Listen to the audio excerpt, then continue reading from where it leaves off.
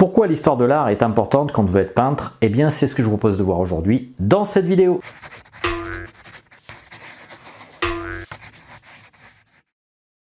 Bonjour et bienvenue sur cette chaîne. Alors aujourd'hui on va parler d'histoire de l'art en général et je vais vous faire un petit prélude en fait à une série de vidéos que je vais faire par la suite sur l'art en général. Alors une des premières vidéos sur laquelle je compte travailler, ça sera bien entendu les peintures rupestres. Alors pourquoi les peintures rupestres? Parce que c'est l'origine de la peinture et que je trouve qu'il est important de commencer par les origines et donc commencer par la peinture rupestre. Alors pourquoi nos ancêtres ont peint au départ? Eh bien en gros on peut dire que ça avait avant tout une fonction sociale et que donc une fonction de pouvoir ou alors tout simplement de raconter des histoires. On peut dire que quelque part les hommes de la préhistoire ont inventé les premières BD quand ils racontaient leurs histoires de chasse.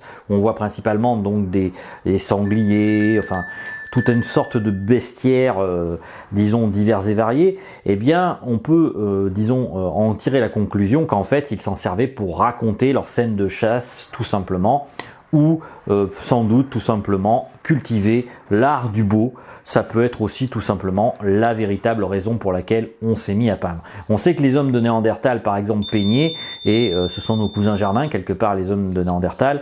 Donc, ça a commencé bien avant même l'apparition de l'homme moderne.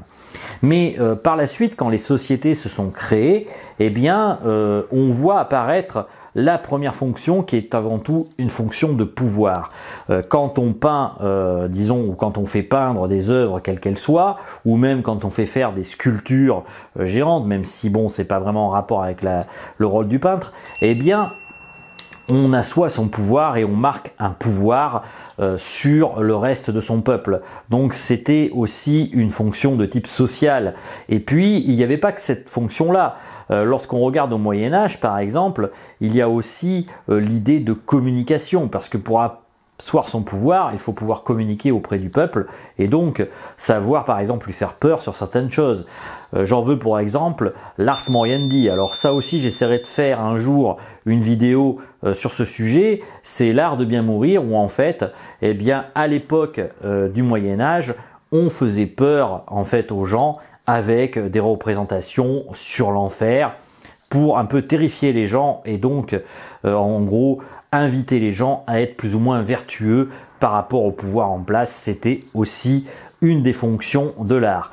Alors par la suite, ce qu'il faut comprendre aussi, c'est que l'art, ça n'est pas uniquement cela, c'est aussi une évolution des techniques. Quand on commence à peindre au niveau artistique, au niveau de la peinture rupestre et qu'on arrive de nos jours, les techniques ont énormément évolué.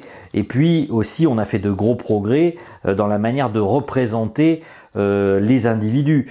Alors, première fonction qu'on peut citer par rapport, disons, justement à l'histoire des techniques, eh bien, c'est qu'au départ, quand on prend la peinture rupestre, c'est surtout, en fait, des roches qu'on broie.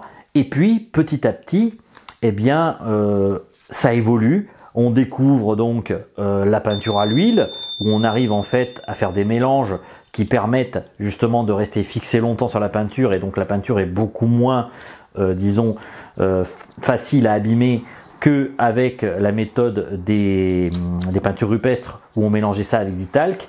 Donc on découvre une manière de conserver les peintures sur une longue période, tout ça justement pour communiquer encore une fois.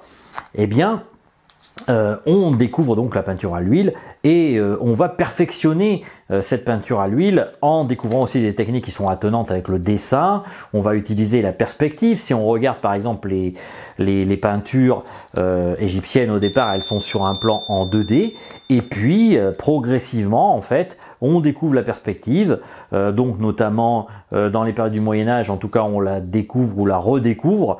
Et on s'en sert justement pour rendre les représentations de l'art plus réalistes encore. Par la suite, comme on a des gros problèmes au niveau du séchage, eh bien, on va essayer d'utiliser d'autres peintures. Et donc, on va avoir l'idée de mélanger ça avec du silicone. Et donc, c'est comme ça que naît la peinture acrylique. La peinture acrylique, en fait, c'est un mélange quelque part de plastique avec du pigment. Et c'est ce qui fait que le temps de séchage est beaucoup plus rapide et qu'on est même obligé parfois d'avoir recours à des retardateurs. Alors, l'histoire de la peinture s'arrêtera sans doute pas là, vu qu'actuellement, on a découvert encore récemment des peintures à base d'huile à l'eau, où il y a des temps de séchage beaucoup plus courts et qui sont intermédiaires entre la peinture acrylique et la peinture à l'huile. Donc on voit l'évolution des techniques au cours de l'histoire et c'est très intéressant justement de voir quelles techniques sont utilisées suivant les époques. Ça vous permet en fait de mieux maîtriser justement vos propres techniques et de savoir ce que vous voulez utiliser. Si vous êtes plutôt peinture classique, si vous êtes plutôt peinture abstraite, eh bien suivant le domaine dans lequel vous irez, eh bien, ça peut être intéressant d'utiliser telle ou telle peinture propre à la technique en question. Il y a aussi la question des supports. Si on regarde donc encore une fois par rapport aux peintres donc rupestres, de la peinture rupestre, eux peignaient sur des pierres. Et puis par la suite, on a commencé à faire des peintures murales avec de la chaux. Mais disons pour déplacer, c'était pas tip top, ça j'en avais déjà parlé. Et donc on a inventé les toiles qui ont permis justement un meilleur transport des œuvres d'art. Aujourd'hui, on arrive par exemple à de la peinture numérique et on peut donc imprimer ces œuvres après les avoir dessinées et peintes quelque part avec de la peinture numérique sur ordinateur. C'est encore une autre approche. Donc on voit que l'art a une progression disons au cours des âges et que les techniques évoluent au fur et à mesure. Donc intéressez-vous vraiment à ça parce que même si vous n'utilisez pas toutes les techniques pour vos propres œuvres artistiques, eh bien ça peut vous servir de source d'inspiration ou pourquoi pas même un jour de mixer plusieurs techniques si vous en avez besoin, ou par des collages par exemple, ou certains d'ailleurs ont utilisé des collages, ou tout simplement en privilégiant une peinture disons de type numérique, comme c'est le cas aujourd'hui que certains peintres font comme choix. Moi perso, je suis resté en tout cas classique là-dessus, j'ai décidé de continuer avec de la peinture bien réelle, soit j'utilise de l'acrylique, soit j'utilise de l'huile, ou même des fois il m'arrive aussi de dessiner avec des crayons de couleur, mais ça c'est encore un autre domaine. Donc voilà, c'est ce que je voulais vous faire un peu comme vidéo en tout cas sur la peinture artistique et le fait de l'importance de s'intéresser à l'histoire de l'art. Ça a disons une fonction fondamentale de s'intéresser à l'histoire de l'art. C'est surtout avant tout une maîtrise des techniques et puis aussi du message que vous voulez porter dans l'histoire. Il faut bien voir aussi qu'une peinture, ça peut être aussi un message pour l'histoire. Alors, je vais vous donner quelques exemples avant de vous quitter. Eh bien, par exemple, ce tableau de Goya qui dénonce les exactions de Napoléon. Il faut savoir que Napoléon, à l'époque, a tué énormément de personnes et qu'il a tué beaucoup plus de personnes que pendant toute la période révolutionnaire. C'est assez curieux d'ailleurs que dans la culture française, on n'ait jamais retenu cet exemple et qu'on considère en fait que disons cette période est plutôt bénéfique alors qu'elle a fait des millions de morts et ça c'est une interrogation aussi qu'on peut avoir par rapport à l'histoire. Et donc cette peinture de Goya justement dénonce les exactions de Napoléon. Donc voilà, il y avait aussi par exemple encore un autre exemple, cette peinture de Picasso qui dénonce les bombardements faits par les fascistes sur un village espagnol.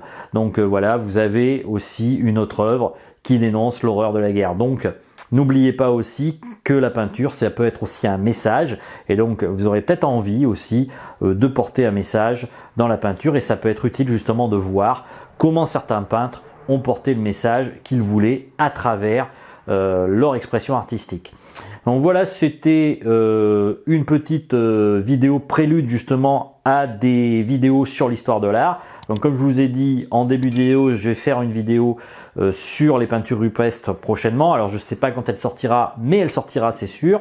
Je vais faire aussi une autre vidéo, j'en parle depuis longtemps, sur Gauguin.